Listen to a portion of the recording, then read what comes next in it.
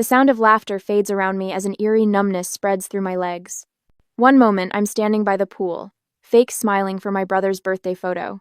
The next, sensation vanishes below my waist. My mind registers the wrongness before my body can respond. Trent, I think something's... The words catch in my throat. My body crumples before I can finish the thought. The concrete edge of the pool rushes toward me with terrifying speed. The sickening crack of my head against stone echoes in my ears while the world tilts sideways. A strange detachment washes over me as I lie sprawled on the deck, unable to move my legs. The party continues around me, music thumping, glasses clinking, conversations flowing. No one has noticed. Or maybe they have, and they're choosing to ignore it. One second I was smiling for a picture with my brother. The next I'm on the ground, unable to move my legs, watching my family hesitate to help me. Hey, is she okay? Someone finally notices not family, but a stranger at the edge of the gathering. Blood pools beneath my head, warm and sticky against my cheek. I try to call out, but my voice emerges as a whimper. 3 days ago, my mother's voice had crackled through my phone with that familiar mixture of sweetness and steel. You need to be there for once, it's Trent's special day, and he specifically asked for you. I'd paced my small apartment, the phone pressed against my ear. 2 years of therapy had taught me about toxic family patterns, about the way obligation isn't the same as love. Doctor. Warner's gentle voice echoed in my mind. Family patterns don't change unless everyone wants them to change. Mom, I don't think... He's your brother, Bianca. Family shows up. So I showed up. Parked my car at the curb of my childhood home. Walked through the side gate to the backyard where Trent held court among his friends. Their laughter cut short when I approached, then resumed with renewed vigor. Remember when Bianca fell off the stage during the school play? One of Trent's friends called out, and the group erupted in laughter. I'd been pushed. We all knew it. But history gets rewritten when no one challenges the storyteller. After an hour of this, I decide I've fulfilled my obligation. My purse sits on a poolside chair, and I reach for it, mentally rehearsing my goodbye. My mother intercepts me, her perfectly manicured hand closing around my wrist. You're not leaving already, are you? We haven't even had cake. I have papers to grade, I lie. My student science projects are due Monday. Her lips purse. You always do this. One afternoon with your family is too much to ask. The guilt rises, familiar as an old sweater. Before I can respond, Trent appears beside her, his smile unexpectedly warm. Before you go, let's grab some cake, put frosting on each other's noses like when we were kids, he says, his tone lighter than I've heard in years, my hands steady as I set my purse back down. Maybe there's still a chance to connect, to bridge the gap that's grown between us. Sure, why not? I say, following him toward the cake table. Now I lie here, the world swimming above me as I struggle to move.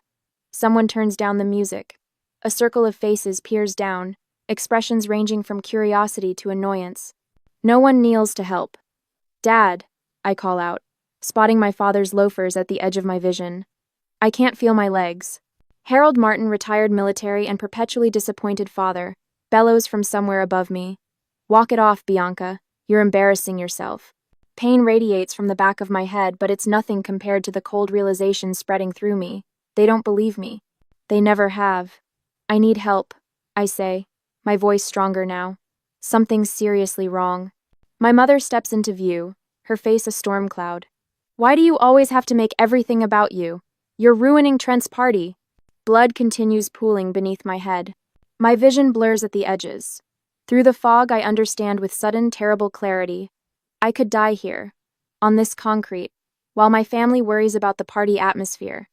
Someone not family kneels beside me. Don't move her, they say. Call 911. I lock eyes with Trent, standing behind our mother.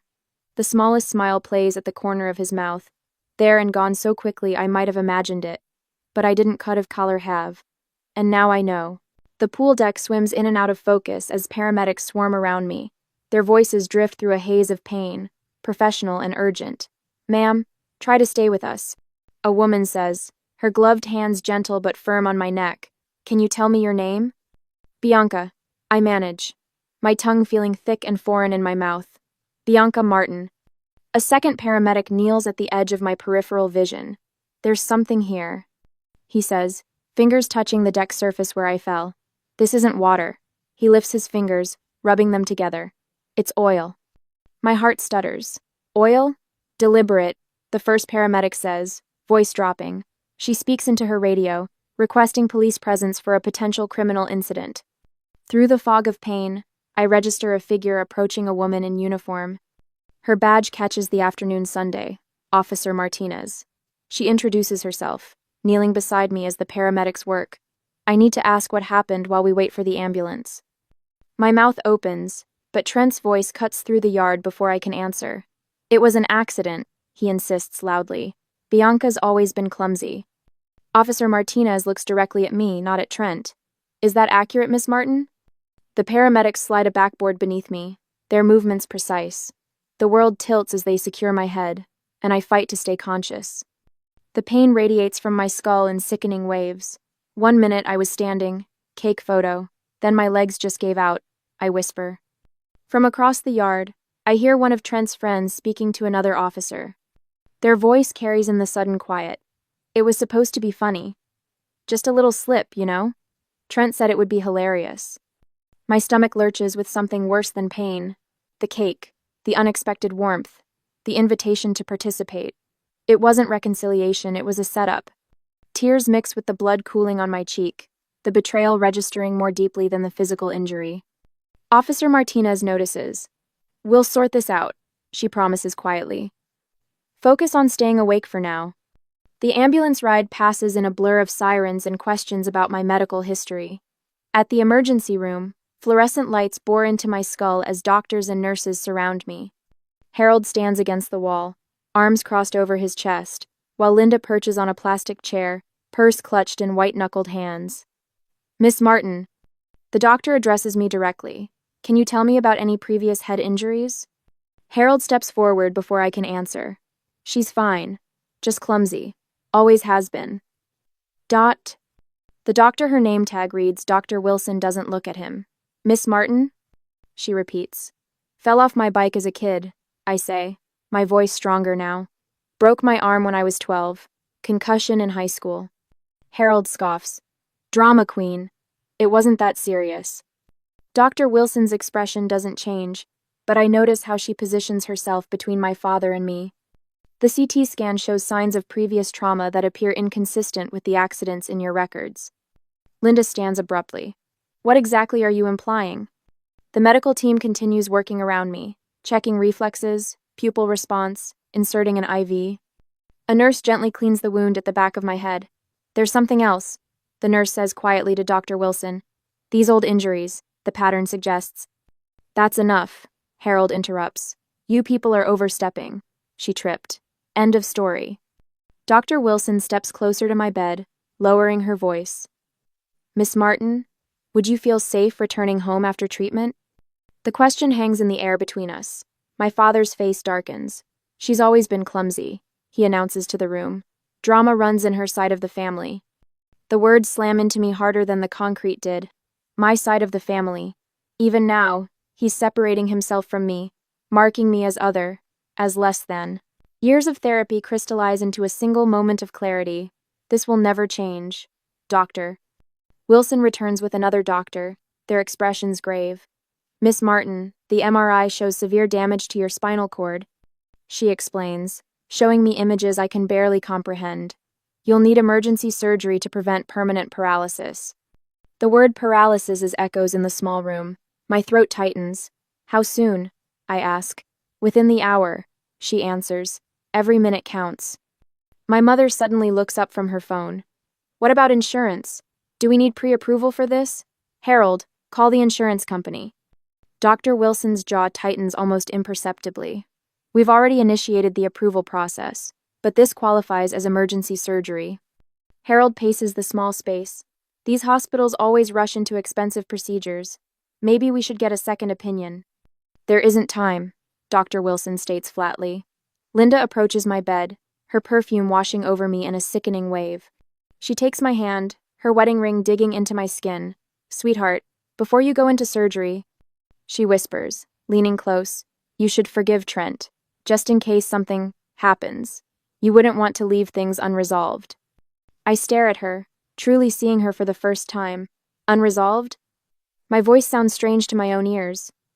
Like the oil on the deck? Her eyes widen, then narrow. She squeezes my hand painfully tight. Accidents happen. A nurse appears with forms. Medical proxy designation, she explains, in case decisions need to be made while you're under anesthesia. I take the pen, my hand trembling slightly. Harold steps forward, reaching for the clipboard. I'll handle that. Number, the word comes out stronger than I expected. I'm designating Rachel Stevens as my medical proxy. My father's face flushes. Your college roommate? That's ridiculous. We're your parents. I sign the form, each letter a declaration of independence. When I finish, I feel lighter somehow, despite the pain radiating through my body. The door opens, and Officer Martinez enters. Her gaze sweeps the room before settling on me. Miss Martin, I wanted to update you before your surgery. We've taken statements from multiple witnesses, and charges will be filed against your brother and his friend for reckless endangerment. Harold moves toward her. Now wait just a minute. Sir, Martinez interrupts calmly. I suggest you focus on your daughter's recovery. The district attorney will contact you regarding the charges. As they wheel me towards surgery, a question surfaces through the haze of medication beginning to dull my senses. Should I push for the harshest possible charges against my own brother? Or is family reconciliation still possible? Pursuing justice would mean permanent family estrangement, but forgiveness without accountability seems like another form of self-betrayal. When the stakes involve your own family, how do you choose between justice and the possibility, however slim, of healing? A week later, after the surgery, the newspaper lands with a thud on my hospital tray. I don't need to read the headline. My mother's smug expression tells me everything. We wanted you to see it before someone else showed you. Linda says, smoothing her cardigan. People need to understand this was just an unfortunate accident. Harold stands behind her, arms crossed, jaw set in that familiar military stance. Your brother's future is at stake here, Bianca. This vindictive campaign of yours needs to stop. My fingers tremble as I scan the article. The words blur, then sharpen. Martin family, devastated by daughter's false accusations. A photo shows my parents looking appropriately distressed on our family porch, the American flag visible in the background. Trent stands slightly behind them, eyes downcast in practiced remorse. Vindictive? The word catches in my throat. He put oil on the deck. There are witnesses. Young people play pranks, my father says, waving his hand dismissively. Meanwhile, he's looking at serious charges while we're drowning in your medical bills. I notice the business card tucked in my father's shirt pocket. Silverman and Associates, the most expensive law firm in Portland. Funny how they can afford top-tier legal representation for Trent while questioning every charge on my hospital bill. After they leave, my phone lights up with notifications. Trent has launched his own social media offensive. Old photos of me with captions about my history of exaggerating injuries for attention. Former high school classmates pile on with laughing emojis and supportive comments. Aunt Carol texts, "Family stands together, Bianca. Drop this before you can't come back from it." Uncle Steve calls, his voicemail brimming with disappointment. "Your parents raised you better than this."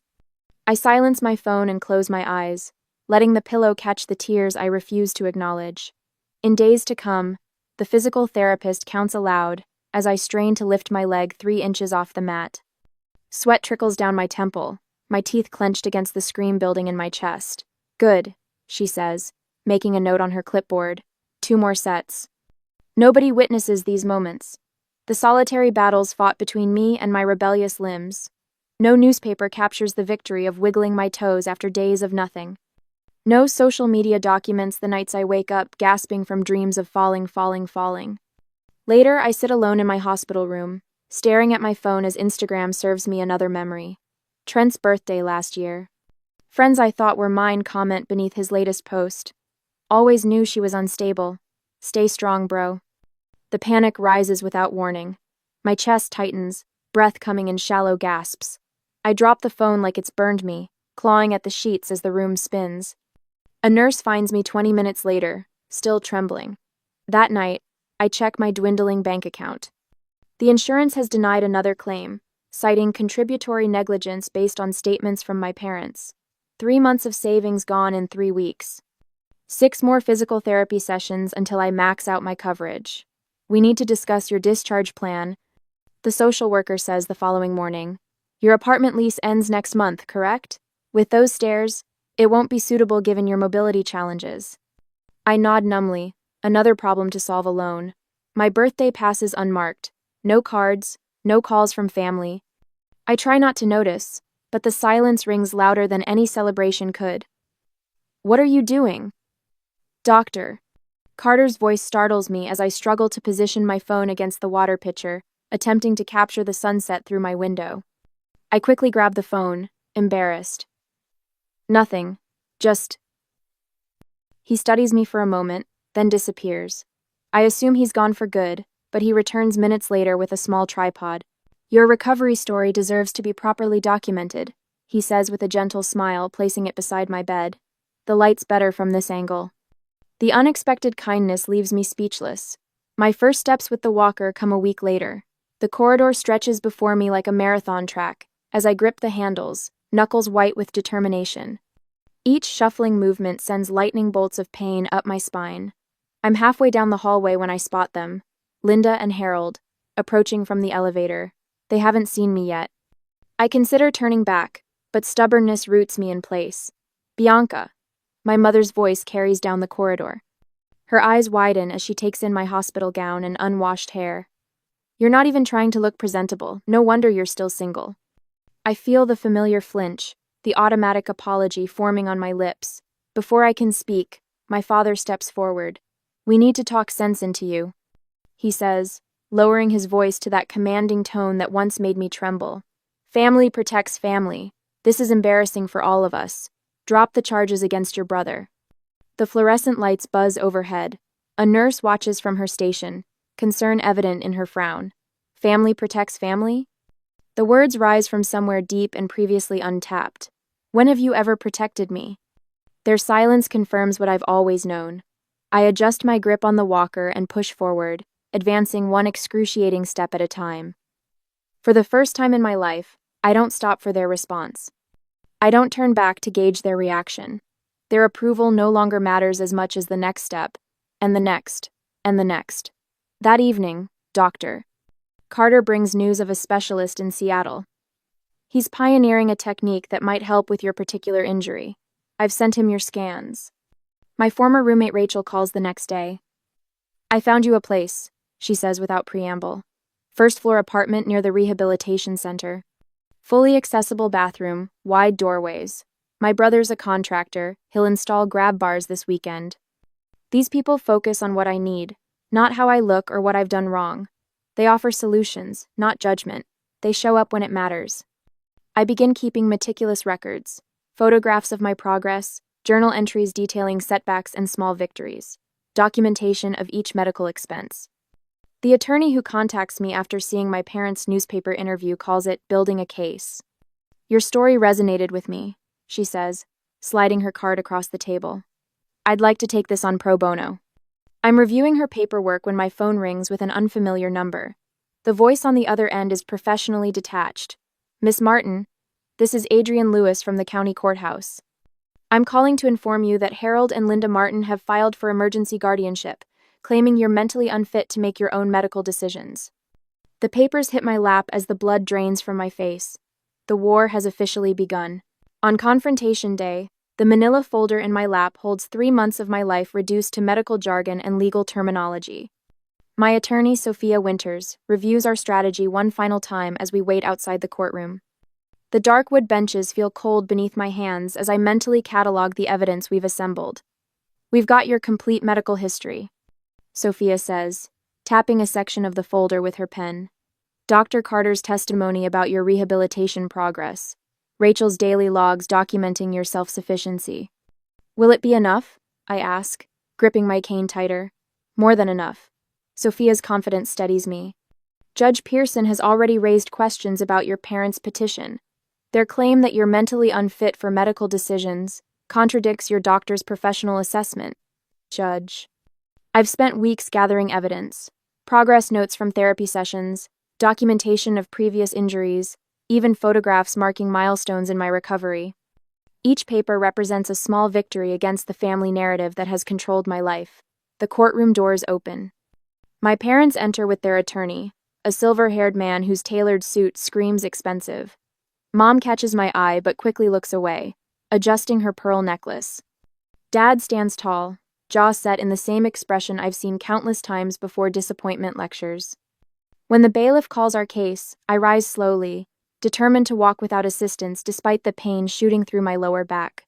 Sophia carries our materials as we approach the front of the courtroom. Judge Pearson, a woman with salt and pepper hair and penetrating eyes, reviews the guardianship petition with obvious skepticism. Mrs. Martin. She addresses my mother. You claim your daughter has exhibited lifelong instability, making her unfit to manage her medical decisions. Can you elaborate? My mother's attorney steps forward, presenting a thick folder. Your Honor, we've compiled medical records dating back to Miss Martin's childhood showing a pattern of concerning behavior and frequent injuries. I tense, recognizing their strategy. They're using my own history against me. The judge pages through the records, her expression darkening. These injuries, a broken arm at 7, concussion at 10, fractured ribs at 13, have inconsistent explanations. My father shifts uncomfortably in his seat. Your Honor, Sophia interjects, those records actually support our position. The pattern reveals injuries inconsistent with the accidents described. Miss Martin wasn't unstable. She was a child suffering repeated unexplained injuries while in her parents' care. The courtroom air grows thick with tension. My mother's face pales as the judge continues examining the records with growing concern. A commotion at the back of the courtroom draws everyone's attention. Trent strides down the center aisle, his confidence filling the space. Your Honor, my parents' attorney announces. We call Trent Martin as a character witness. My brother takes the stand, straightening his tie before raising his right hand for the oath. His testimony flows with practiced ease. Bianca has always sought attention through exaggeration, he explains. Even as children, she'd embellish minor scrapes into major injuries. Mr. Martin, the judge interrupts, are you familiar with the police report from the deck incident at your birthday party? Trent hesitates. Generally speaking, yes. Then you're aware it documents a deliberately placed oil slick where your sister fell? The judge holds up the report. And witness statements confirming you invited her to that exact location moments before her fall? The confidence drains from Trent's face. There must be some misunderstanding. Indeed, Judge Pearson says. She turns to my parents' attorney. These medical records don't demonstrate Miss Martin's instability. They raise serious questions about her childhood environment. I'm dismissing this guardianship petition and ordering a full investigation into the family history. The gavel strikes with finality. My legs nearly buckle with relief as Sophia steadies me with a gentle hand on my elbow. Outside the courtroom, Sophia mentions something that stops me cold. We could countersue for medical costs and emotional damages, she suggests. The evidence is strong. I stare at my parents' retreating backs as they hurry down the corridor, heads bent in urgent conversation. Would pursuing financial compensation bring actual closure? Or would setting firm boundaries without further legal action be the healthier path forward? Before I can answer, my phone buzzes with a message from Dr. Carter. He's found a specialized rehabilitation program focusing on trauma recovery. The program addresses both physical and emotional healing. Exactly what I need. Later that week, Rachel organizes a small fundraiser among our college friends. To help with ongoing medical expenses, she explains over coffee in my accessible apartment. Everyone wants to contribute. My physical therapist, Jason, develops a customized recovery plan, acknowledging both injuries, the visible spinal damage, and the invisible emotional wounds. Your progress is remarkable, he notes during our session 3 months later. Moving from walker to cane in this time frame exceeds our predictions. That evening, I notice a newspaper on my kitchen counter. Rachel must have left it there. A headline catches my eye. Questions raised about Martin family's claims and guardianship case. The following day, my cousin Elaine calls, the first family member besides my parents or Trent to reach out since the accident. I've always suspected something wasn't right, she admits quietly. The way Uncle Harold would explain away your injuries.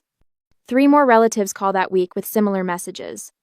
When the letter arrives from my family's attorney suggesting private mediation to resolve matters within the family, I place it on my desk next to my progress photos. For the first time, I have leverage they can't dismiss. 3 days later, The family attorney's office smells like leather and false promises. Harold sits with his shoulders squared, military posture intact despite the circumstances. Linda perches beside him, fingers nervously adjusting her pearl necklace every few seconds. Trent lounges in his chair, rehearsed contrition painted across his face. I grip my cane tighter, feeling the smooth wood against my palm. Dr. Carter insisted on coming with me but waits outside at my request. This confrontation belongs to me alone. Bianca? Harold begins, voice artificially warm. We've put together a reasonable offer. His forced smile doesn't reach his eyes. We'll cover your remaining medical expenses if you drop all charges against Trent. Linda leans forward, tears welling perfectly on cue. We're still a family, sweetheart. Don't you remember the good times at all? Their attorney slides a document across the polished table. This agreement releases Trent from all criminal liability while ensuring your medical needs are addressed. Trent finally speaks, words flowing with practiced sincerity. I never meant for you to get seriously hurt by. You know that, right? Pursuing this further will destroy the family forever, Harold adds, voice hardening. Is that what you want? I let silence fill the room for several heartbeats. The ticking of the wall clock marks time as I reach for my messenger bag, retrieving a thick manila folder. I'm not here to negotiate, I say, laying the folder on the table. I'm here to inform you of the consequences of your choices. I open the folder and place my doctor's prognosis on top. I'll never run again. I'll always have nerve pain down my left side. I may need a cane for the rest of my life. Next come the photographs, hundreds documenting my recovery. Me in the hospital bed, tubes snaking from my body. Me struggling through first steps in physical therapy, face contorted in agony. Me falling during rehabilitation, knees bloodied on the training room floor. This is what happened after your harmless prank. I slide forward the insurance denials. These were rejected because Harold told them my injury was self-inflicted. The bank statements follow. My life savings, gone. My career advancement, halted. My apartment, lost. Linda's hand flutters to her mouth. Bianca, please. I'm not finished. My voice cuts through her interruption. I push my chair back and stand, my legs trembling with effort but holding firm. For the first time since the injury, I stand without assistance, my cane resting against the table. I don't need your money. The prosecutor has everything needed to pursue maximum charges. The civil suit against your homeowner's insurance is proceeding separately. Harold's face darkens. You ungrateful. Save it for court, I say, gathering my documents. You'll need better material than that for the judge. 2 weeks later, I stand before a different audience. The courtroom feels cavernous, despite being only half filled with spectators. Trent sits at the defense table, staring at his hands. Harold and Linda occupy the front row of the gallery, their expressions stony. When the judge calls me forward for my victim impact statement, I rise steadily. My recovery has progressed enough that I walk with only a slight limp, though the cane remains a necessary companion. The oil on that deck didn't just break my body. I begin, looking directly at my family. It revealed what was already broken in our family. I gesture to the easel beside me, where my attorney displays 2 photographs. The first shows me at age 8, arm in a makeshift splint after falling from a tree. The second shows me at 10, with a suspicious bruise pattern on my back after tumbling downstairs. These aren't isolated incidents, they're a pattern. I turn to face Trent directly, a pattern where my pain was someone else's entertainment. Trent's eyes remain fixed on the floor, unable to meet mine. The physical injuries will heal, eventually, but the knowledge that my family chose to protect my abuser, rather than help me recover, that doesn't heal so easily. The judge leans forward, her gaze intense. Miss Martin, these childhood injuries, were they reported properly at the time? No, Your Honor. My parents insisted on home treatment for most of them. The judge makes a note, her expression grave. This pattern of concerning family dynamics will be taken into consideration during sentencing. Harold shifts uncomfortably in his seat. Linda dabs at dry eyes with a tissue. The verdict comes swiftly. Trent receives a felony conviction with 3 years probation and 500 hours of community service at a spinal injury rehabilitation center. The judge orders him to pay partial restitution, though the amount hardly touches my actual expenses. Furthermore, the judge continues, I'm referring this case to Family Services for investigation into potential medical neglect dating back to Miss Martin's childhood. And the insurance fraud allegations will be forwarded to the appropriate authorities. I feel nothing as the gavel strikes. Not satisfaction, not vindication, just a profound exhaustion mingled with something that might eventually become peace. Outside on the courthouse steps, I pause to adjust my grip on my cane. The spring sunlight feels warm on my face after months of fluorescent hospital lighting. At the bottom of the steps, Dr. Carter waits beside his car, a gentle smile crossing his face when our eyes meet. He doesn't rush to help me navigate the stairs, understanding that each step I take alone represents a victory. The pending insurance settlement might restore my financial security, but money can't buy back what I've truly gained, the knowledge that I can stand on my own, in every sense that matters. I take each step carefully toward my future, leaving family behind but not alone. A year later, the morning light streams through the wide windows of my new home, casting golden patterns across the hardwood floors designed for wheelchair accessibility. I no longer need the chair, though the permanent limp remains a badge of survival rather than a mark of weakness. My walls tell the story that my family refused to acknowledge, large framed photographs documenting every step of my recovery journey, from hospital bed to standing unassisted. I adjust the position of my newest print, a self-portrait taken at physical therapy, and realize I haven't asked anyone's permission or braced for criticism. The thought brings a smile to my face.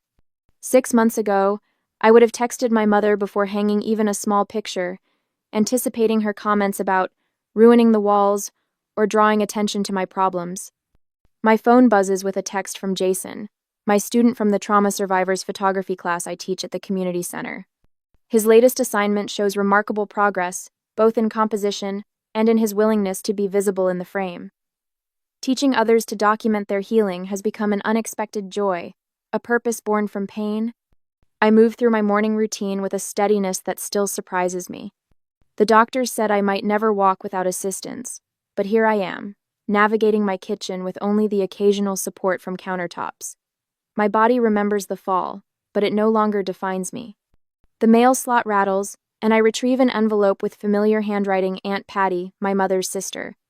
Inside is an invitation to the annual Martin family Thanksgiving gathering, complete with a handwritten note, "We miss you. Everyone's asking about you." The old guilt rises like a tide, but unlike before, it recedes just as quickly. I place the invitation on my kitchen counter, untroubled by the decision I've already made. An hour later, I compose a simple response. "Thank you for thinking of me. I won't be attending." No excuses, no long explanations. The freedom of this simplicity feels like taking a full breath after years of shallow breathing. Instead, I finalize plans for my own gathering, Rachel arriving from Seattle, Matthew bringing his famous apple pie, Jason and 3 other students from my photography class completing our circle. My chosen family, built on trust, rather than obligation. When Thursday arrives, my small dining table overflows with mismatched dishes and genuine laughter. Rachel tells stories about our college adventures while Matthew's hand occasionally finds mine beneath the table. The warmth between us has grown slowly, cautiously, both of us understanding the value of boundaries and the courage it takes to lower them deliberately. "I'd like to make a toast," I say, raising my glass as conversation quiets. "To the family we choose and the strength we find when we stop accepting the unacceptable." Rachel clinks her glass against mine, eyes bright with pride. "To Bianca, who taught me more about courage than anyone I know." Later, after plates are cleared and coffee is poured, Matthew presents me with a leather-bound album. "We've been collecting these for months," he says, his doctor's hand surprisingly gentle as he passes it to me. The cover reads, "The Real Family Album." Inside are photographs from my hospital stay, rehabilitation sessions, and first-day teaching moments captured by friends who showed up when my blood relatives wouldn't. The images tell a story of presence, not absence. "1 year ago today," Matthew says, his voice soft but steady, "I brought you a tripod in the hospital. I never could have imagined how far you'd come." The following week brings the culmination of months of work, the opening night of my exhibition The Fall and Rise at the local gallery. Standing at the entrance without my cane, I capture a self-portrait using the timer on my camera. Behind me, the wall displays my journey in chronological order: hospital bed, first steps with the walker, courtroom testimony, teaching my first class. Beside my exhibition photos hangs the acceptance letter for the trauma counseling certification program I'll begin next month, and details of the foundation for spinal injury patients that my settlement money established. As visitors move through the gallery, I watch their reactions to my most painful and triumphant moments displayed side by side. The question I've framed on the final wall seems to pause everyone who reads it. Is it better to maintain peace with family at any cost, or to demand accountability even when it means walking away from blood ties? What would you choose if preserving your dignity meant losing your family? I don't have a perfect answer, but I do have my truth captured in light and shadow, hanging for all to see.